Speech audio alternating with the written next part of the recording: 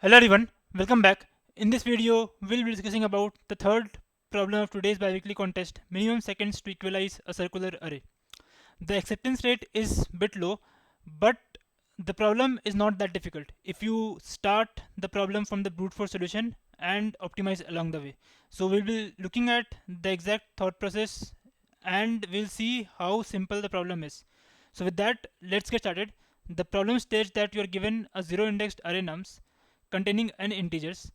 At each second, you can perform the following operation on the array. The operation is for every index I, you can replace nums of I with either nums of I or nums of I minus 1 or nums of I plus 1. So basically this plus n denotes that it is a circular array. So the previous element of the 0th element is the last element. So you can replace ith element with I minus 1th element or I plus 1th element, or you can keep it same as well.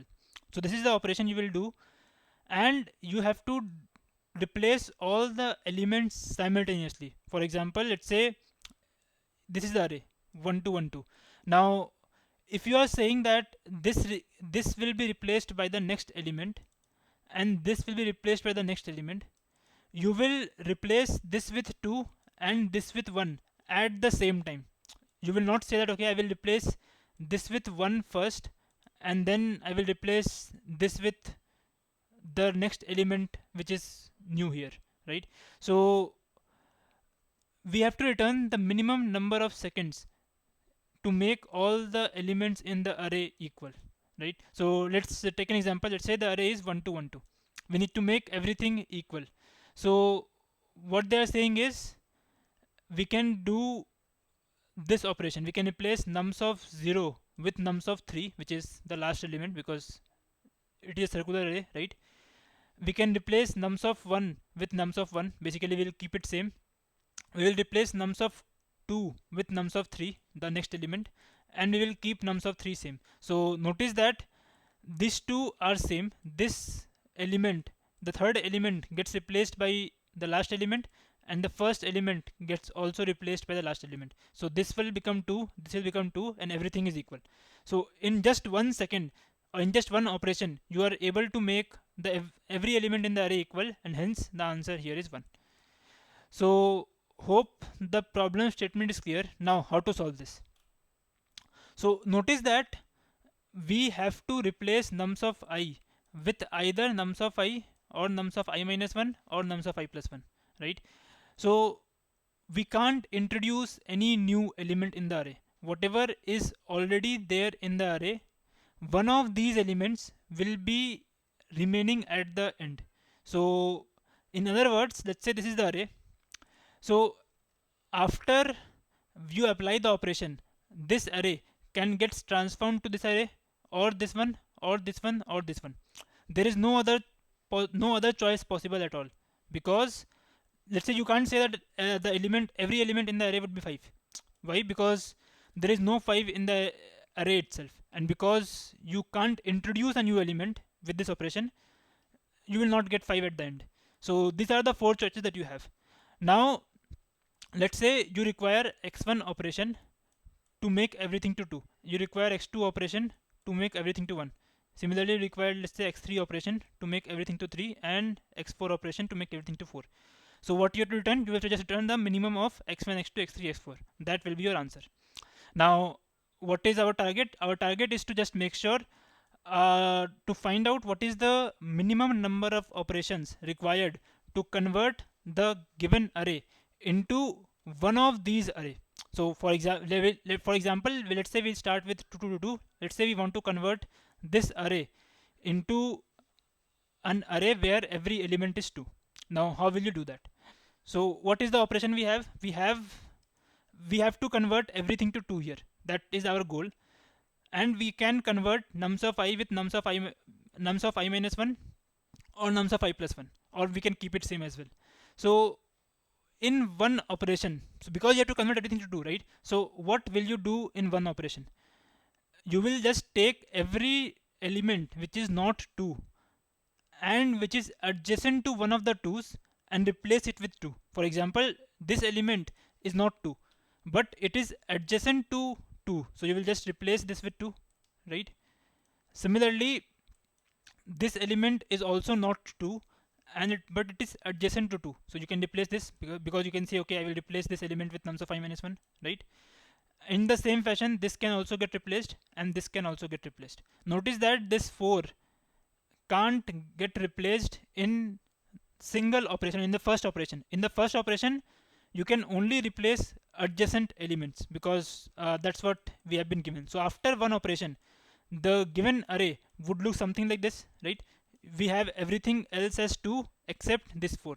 Now in second operation, so this is after one operation, or at t equals to 1, this is the state, right? Now in second operation, you can just replace this 4 with 2 as well, right? And you are done. You converted your given array into the target array, which is everything as 2. So after 2 operations, you are able to convert everything to 2. So value of x1 here is 2, right? In the same fashion, you can figure out the value of x2, x3, x4, and you will just take the minimum across all of this, and that will be your answer. Why minimum? Because we have to return the minimum number of seconds, right? Now, what is the overall time complexity of this solution?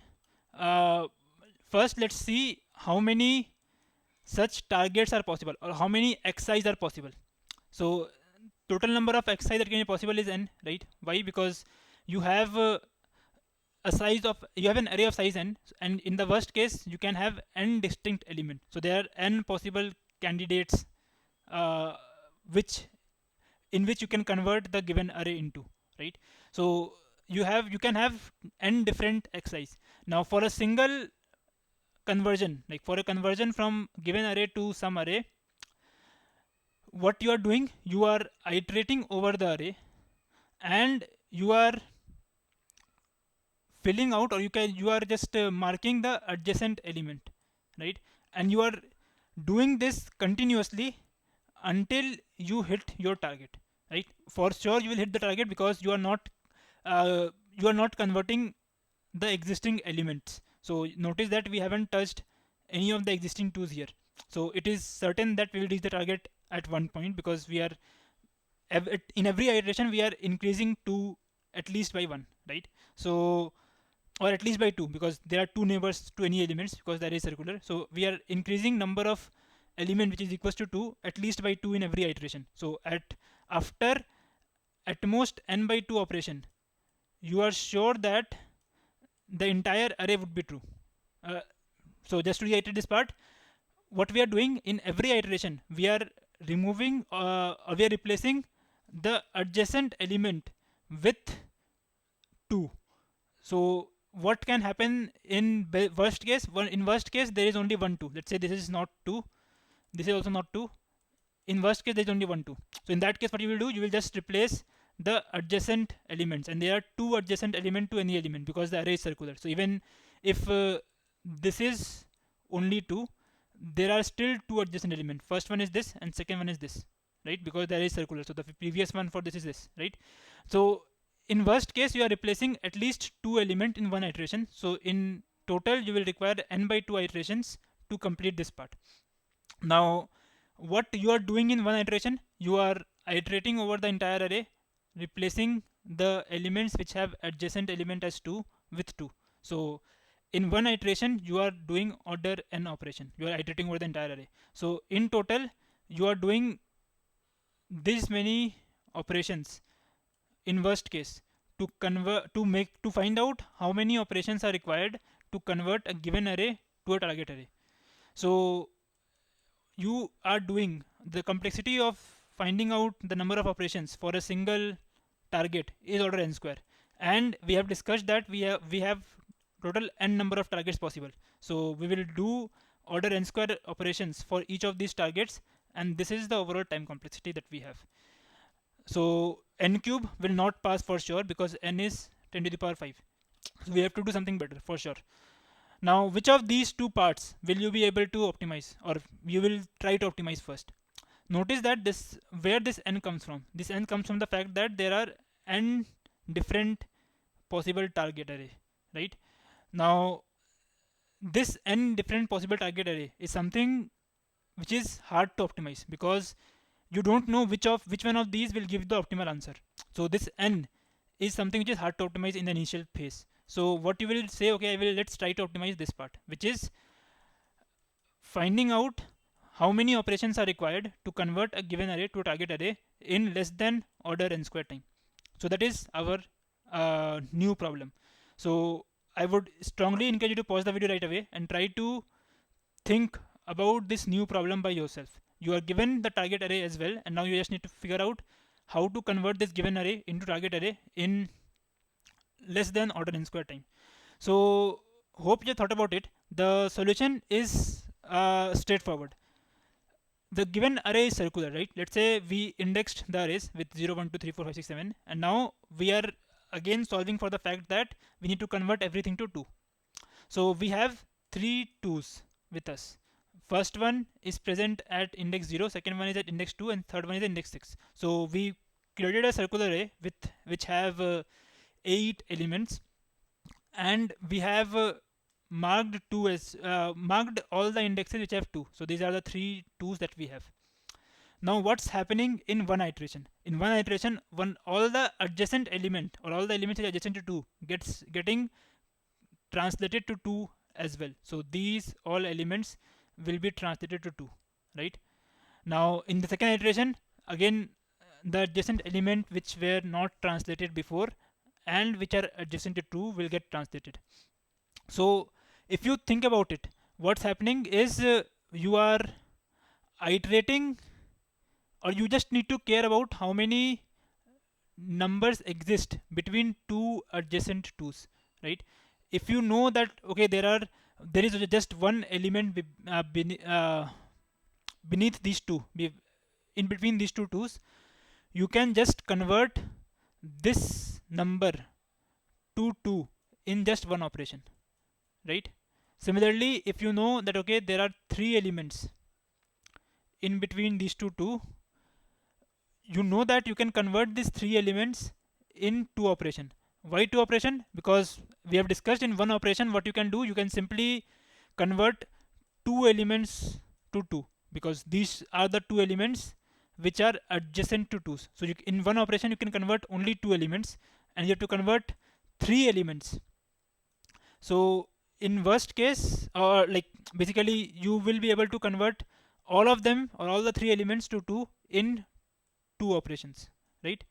So similarly, you know that there is just one element here, so you can also convert this one element to 2 in just one operation.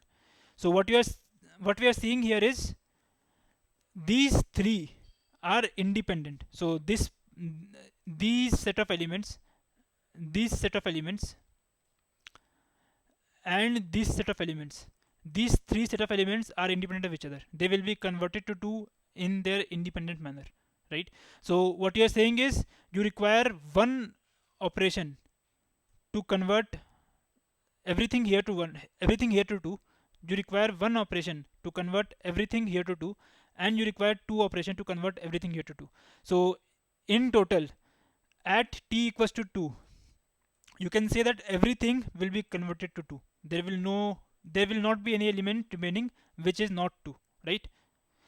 So in this fashion, what we are saying is we can just iterate over the array once, prepare this circular array, and then figure out how many elements are in between 2 2's, and we can just count the number of elements, and with just the counts we can figure out how many operations will be required, and we can take the max across all the operations, because it's saying that in 1 second this will be converted, in 1 second this will be converted, and in 2 seconds this will be converted. So in total we will require 2 seconds to convert everything to 2, right? So we'll build this circular array, figure out the number of elements, and take the maximum by dividing them by 2. So what will be the time complexity solution? We are iterating over the array once and just figuring out which all elements are 2, right? And then we are iterating over the array again to figure out how many elements are in between 2 adjacent 2's. So in overall we are doing just order n operation. previously, to figure out how many operations are required to convert this given array to all the 2's, we require order n square time complexity.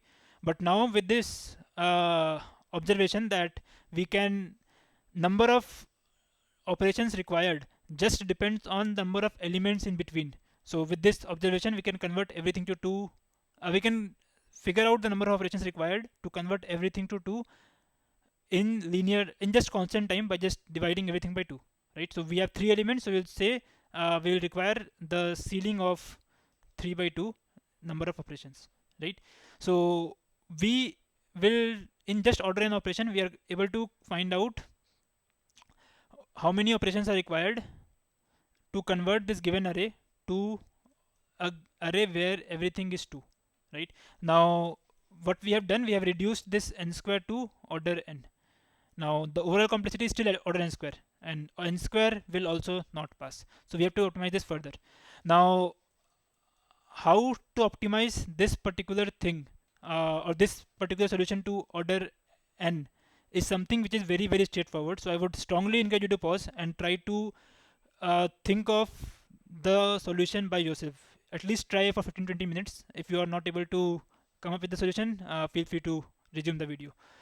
So notice that where this order n is coming from. This order n is coming from the fact that you are iterating over the array for a single target. Now what do you actually need?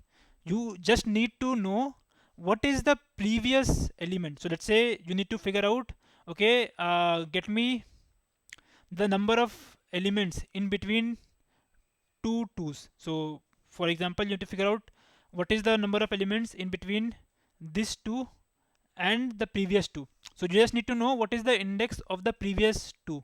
If you know the index of the previous 2, you can just subtract and get the number of elements in between, right? Same logic for this, and same logic for the last one as well.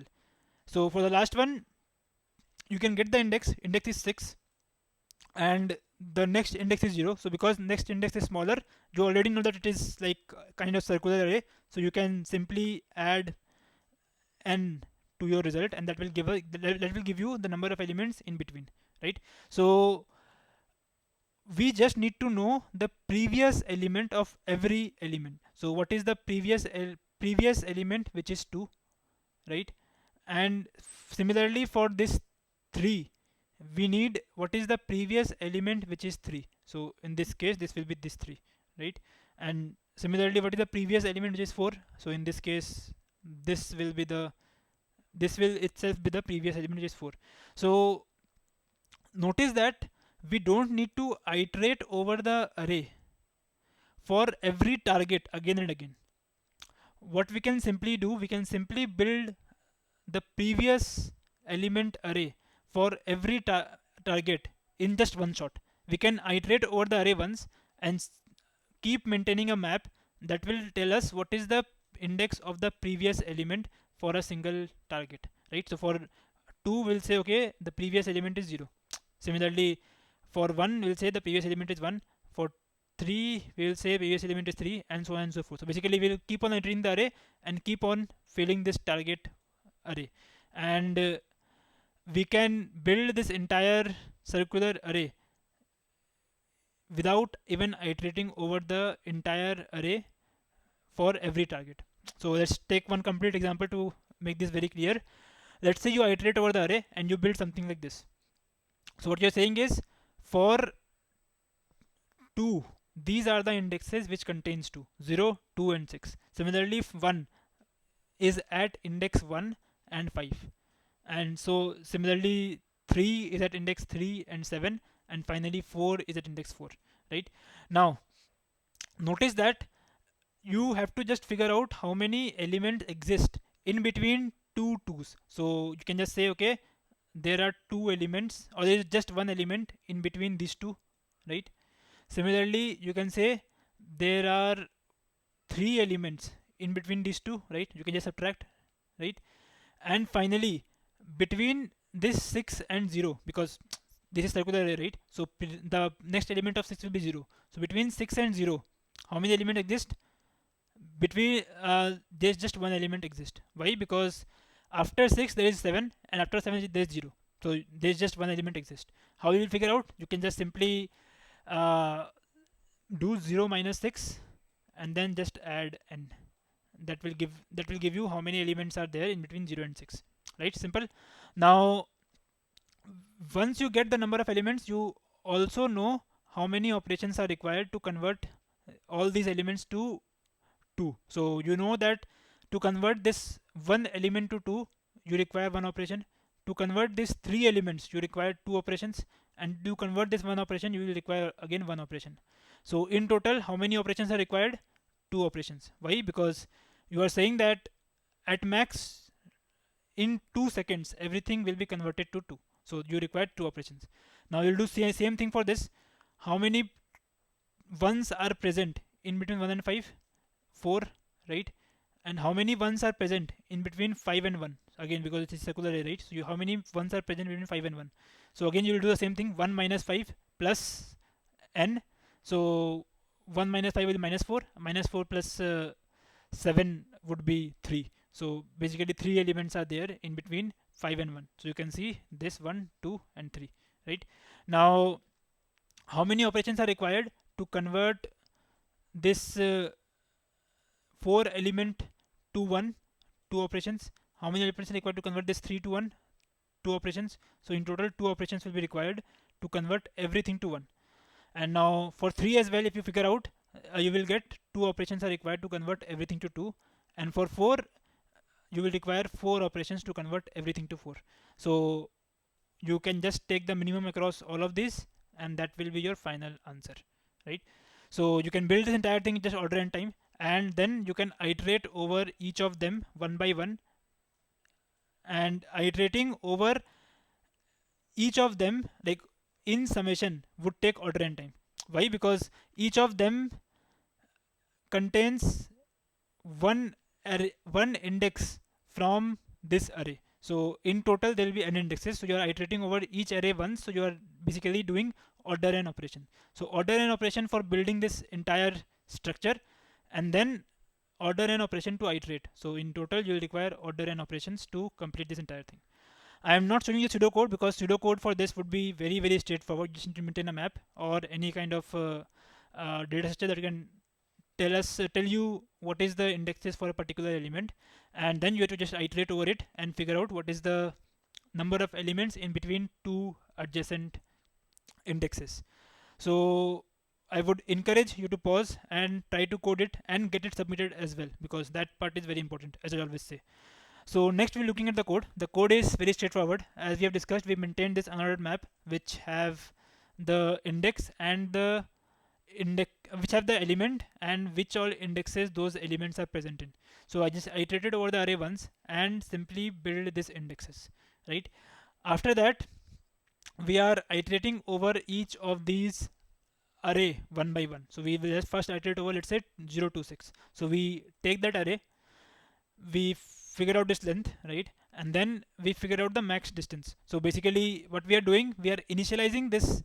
We have to, if you remember, we have to just take the max across these, right, to get to this number. So initially what we are doing, we are simply taking the distance between first and last element, because if you remember, that requires special handling of plus n. So that's what we are doing. We are doing, sorry, it will be plus n minus 1, sorry for that. So now we are just doing plus n minus 1 and then subtracting the last position and then adding the first position. So basically this minus this. So first position minus last position plus n minus 1. So that's what we are doing. This is the maximum. This is the distance we have initialized with. Now for all other indexes, we can simply do position j minus position j minus 1 minus 1. So this will give us number of elements in between j and j minus 1. We'll just take the max across all of them. Now once we get the max, we know this is the number of operations required to convert everything to the current element, right? So we require minimum across all of them. So we just maintain another variable which is the result, and we initialize it in n minus 1, and we just take the minimum across all of them. Now finally, if you remember, if you remember, we have to get the minimum across number of operations required, right? And number of operations required is just half. So that's what, this min distance will contain the total, the maximum distance between any two integer, and this will, we have to divide it by half by to get the number of operations required to convert everything. So that's why we divide it by half. Now this plus one is just to handle the scenario of odd. So in case of odd number, let's say if there are three elements in between, you require two operations. So that's why to make sure or to avoid taking ceiling, I just added plus one and by two. That's just the standard way of doing the ceiling. So hope this entire session makes sense. If you have any doubts in any of the piece, feel free to post them in the comment section below. I would be happy to answer. If you like the video, give it a thumbs up and do subscribe if you haven't already. And I will see you in the next one. Thank you.